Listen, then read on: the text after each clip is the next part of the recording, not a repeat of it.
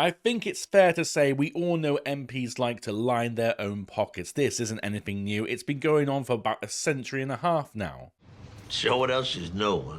The expenses scandal of 2009 was a clear reminder of what those with genuine privilege and power think of those with very little of either. A scandal that touched Labour and Tories equally, some of whom still sit in the House of Commons. What? Now, you would think that they would have learned from their lessons. Well, actually, more likely they just find a better way of covering up what they do. Let's face it, Harriet Harman, as an MP in 2009, tabled a motion to have expenses be exempt from freedom of information requests. A whore, dear. A dirty whore. Come on, of course, MPs don't learn their lessons. Instead, today, they either laugh it off or justify it as being legitimate somehow. That's what Keir Starmer's done. That's what Angela Rayner has done. But it's fine, good people. Don't you worry your pretty little heads. They understand they did wrong. They've now decided to just not take free clothes anymore. Keir Starmer and his deputy Angela Rayner arrive ahead of party conference as Labour announced they won't accept any more free clothes amid Freebie's row. Oh, that's nice. Yeah, that's very nice.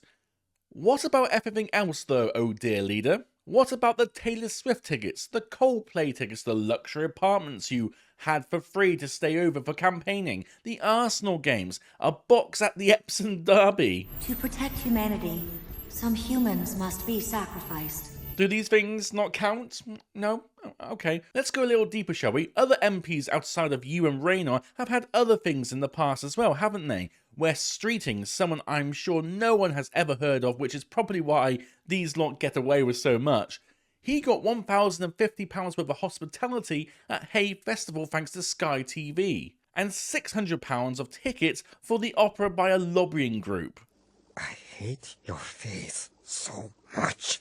But it's not just Labour. Back in 2023, Tory MPs had another expenses investigation, of which Keir Starmer said this: I think it's really important that we have rules and regulations and transparency so that wherever anybody accepts hospitality, we know what's happened. They're hypocrites. Liars. Is this guy for real? How does someone have this nerve to say something that he knows people want to hear, only to go and do whatever he wants for himself? Oh, wait. I forgot.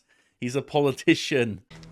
Yeah, I almost forgot that. Now, it's not often I agree with something like The Spectator of all things, but in their commentary on this issue, they did hit the nail on the head. On its front page this morning, The Times says this U-turn represents a significant reversal by Starmer. But is it really? This decision will only apply to clothing and glasses, not to hospitality and other similar donations. This distinction is being made, no doubt, because the clothes donations have generated the greatest outrage, and presumably the consequent drop in opinion poll ratings. Ain't that the truth? This lies at the heart of this significant reversal. Labour is undertaking it not because they feel bad over the tawdry affair, but because it looks bad. Because it looks bad. And there, ladies and gentlemen, lies the truth. The political class in this country have no real interest in changing anything of any true significance. We know this. I know you know this. They are only interested in changing things that stand in their way to bigger and greater power. Labour, Tories, Lib Dems, SNP. The list goes on. As soon as a party gains any significant power, they go power mad. They abuse said power in a multitude of ways, including expenses, and then they laugh it off when they're caught. Because they're monsters. I think Jeremy Clarkson put it best in his column when addressing the football ticket Starmer got. Some, as we know, are more equal than others, and as a result, our glorious leader says he needs to be in a warm room with nice sandwiches. He argues that it would be too difficult for his security team to operate in the stands. Yes, Napoleon. But let's not forget that when Snowball Sunak was running the show, he used to watch his beloved Southampton from the stands. I've got many bad things to say about Sunak, but at least he did that, I suppose, as a small consolation. No, it is not. Let's face it, we don't have the appropriate controls in place to stop such absurdities from continuing. That's why they keep coming back again and again and again. Say what you will about American politics, I know I have my fair share of criticism. But at least the president, at present anyway, doesn't have the authority to be an overarching dictator. Not only is power officially divided into the three branches, the executive, legislative, and judicial, But thanks to their constitution, the people themselves have the ability to forcefully remove tyranny if it presents itself thanks to the Second Amendment. Over here, all political decisions are made by the Parliament and the government. The monarch has very little power anymore. So with Labour's huge majority, they have absolute power at this time.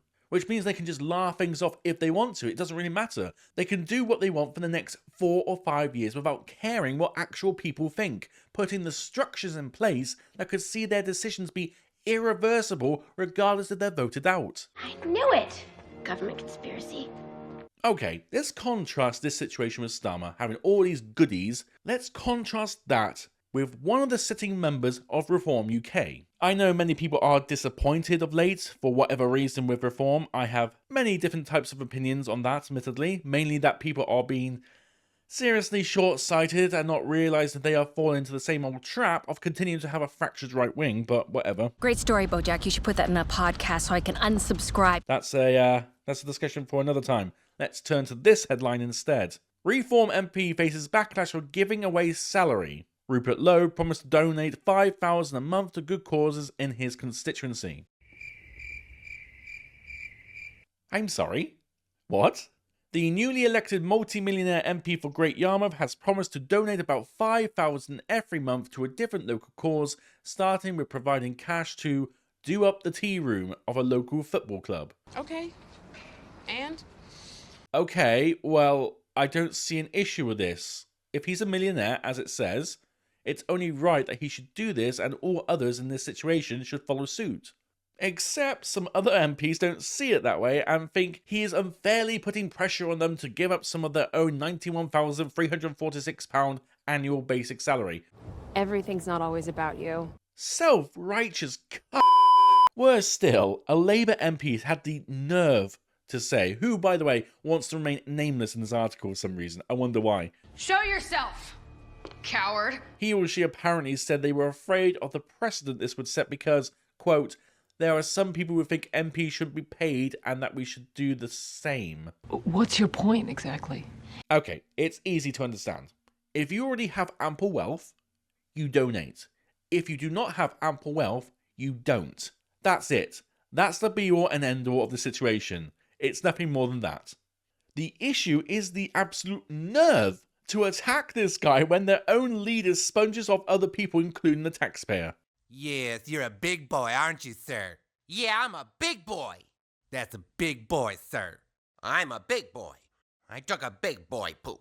Just judging by the direction we're going, I truly believe now that a general election will be called in the next couple of years. I really do, because the blunders keep rolling in. Though a few things will have to happen before that occurs. Firstly, I think Starmer will eventually step down after maybe, I don't know, 1, maybe 2 more issues, 2 more blunders that occur, because let's face it, it is inevitable that this will happen. More blunders will come over the next preceding year.